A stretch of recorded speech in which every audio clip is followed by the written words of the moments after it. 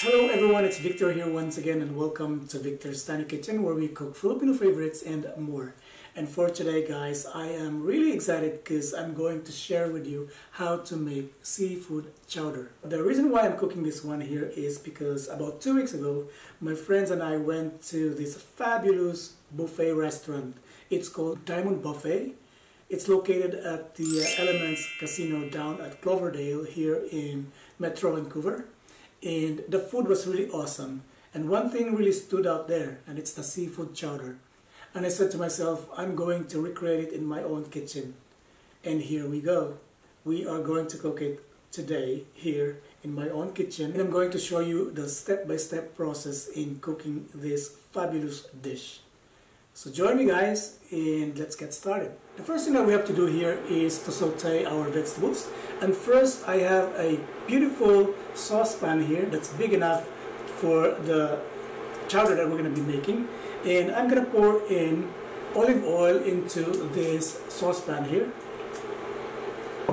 And right now, because this is already nice and hot here, I'm going to add in my chopped bacon.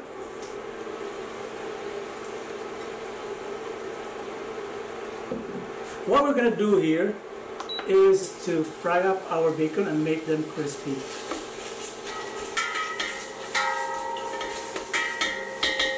And at this point our bacon has already rendered its fat, and there's a lot of fat in this pan here. What we're going to do is to scoop out some of the fat here. We don't want too much fat in our chowder. This is good. And at this point we're going to make our mirepoix, and mirepoix is a combination of celery, carrots and onions. And so at this point I'm going to add in my onion here. This is about 2 cups of minced white onion. I'm going to mix them together. And then now I'm going to add my carrots. This is 1.5 cups of finely minced carrots. And by the way guys, I cut my vegetables here like really finely, and they are all in the same sizes. And at this point I'm going to add in my 1.5 cups of finely minced celery.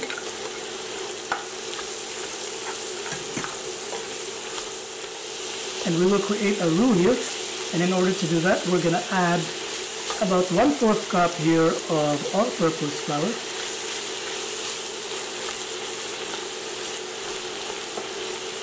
And this is what's gonna make our chowder really thick. And by the way guys, I really want my chowder here to be thick, and that's why I'm adding here 1/4 cup of all-purpose flour. At this point I'm gonna add my 8 cloves of minced garlic.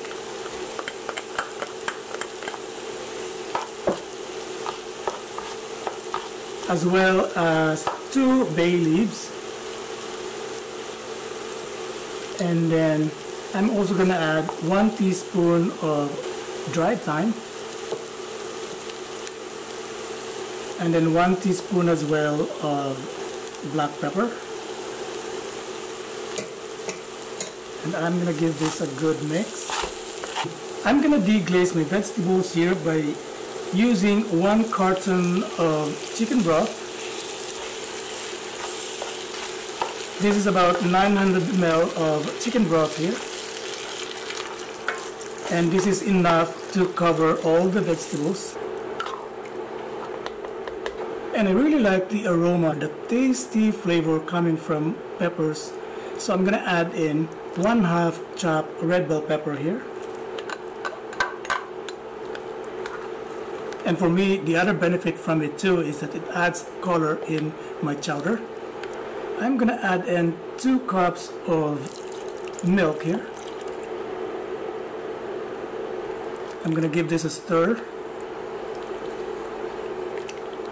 And then before I would close this to make it come to a boil, I'm going to add in my 2 cups of finely chopped potatoes.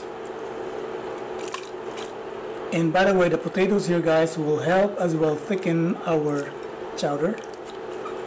So this is a vital ingredient for this dish as well.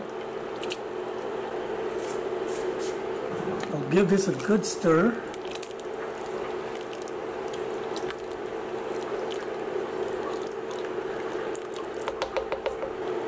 And then I'll cover this and let this come to a boil and simmer for 15 to 20 minutes.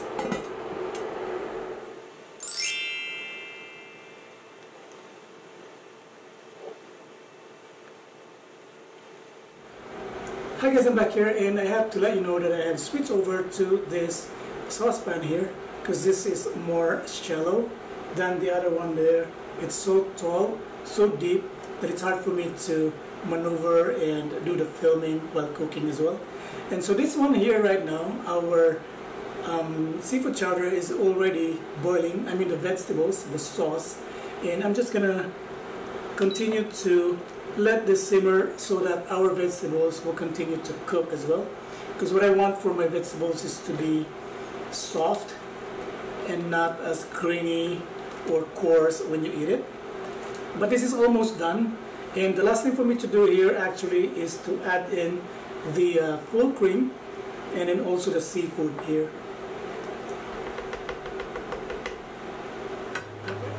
So I'm gonna add in my seafood here right now. First thing to go would be my fish balls.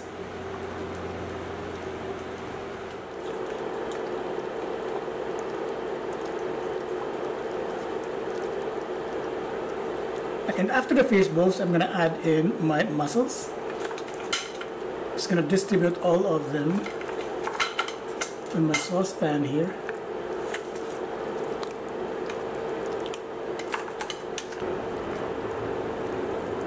And then next would be my pink salmon.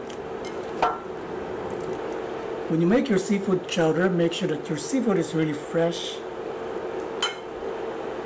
I'm gonna give it a stir for a bit. And then finally, I'm gonna add in my shrimps.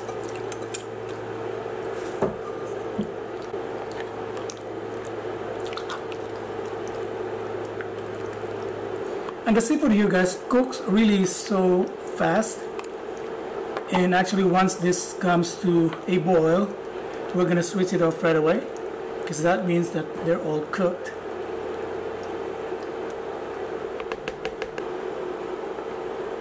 So right now, guys, I'm gonna add in my full cream. I know this is not really for those who are on a diet, but I know I'm gonna be eating this, but I'll make sure that I wouldn't be eating rice when I eat my chowder like this. It's so rich, but it's gonna be very delicious. I'm gonna let this come to a boil, and once that's done, I'm just gonna add in my chopped scallions and we're good to go. So this has been simmering for 3 minutes now, and our seafood is finally cooked here. And what I'm gonna do here as finishing touches would be to add about a pinch of dried parsley and my chopped scallions. And that is it. This is ready to serve. Perfect. And I'm gonna serve it on a plate here.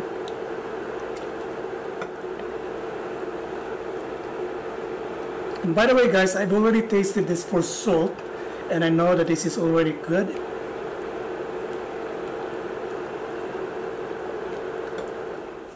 Hi guys, I'm back here, and my seafood chowder is already cooked, and it's looking so yummy. I'm gonna taste it right now. God, I love the combination of a lot of seafood here.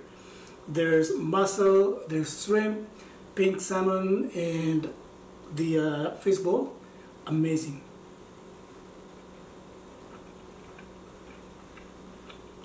Guys, this is really tasty. This is for me mission accomplished. The combination of the seafood here, the mussel, the shrimp, the pink salmon, and the fish bowl, and also the bacon, all those ingredients mixed together with the vegetables, really amazing. It's creamy, it's thick, which is my preference, and this is really what I wanted to have here. And that seafood chowder that I have tasted at the Diamond Buffet at Elements Casino down in Cloverdale here. This is going to give it a run for its money. I'm telling you, this is really good. So I hope you guys will give it a try. And let me know what you think about this dish by writing down your comments in the comment section below. And in case you haven't yet, please don't forget to subscribe to my channel and watch my other videos. Again, thank you for watching my video today, and I hope to see you on my next one. Bye for now.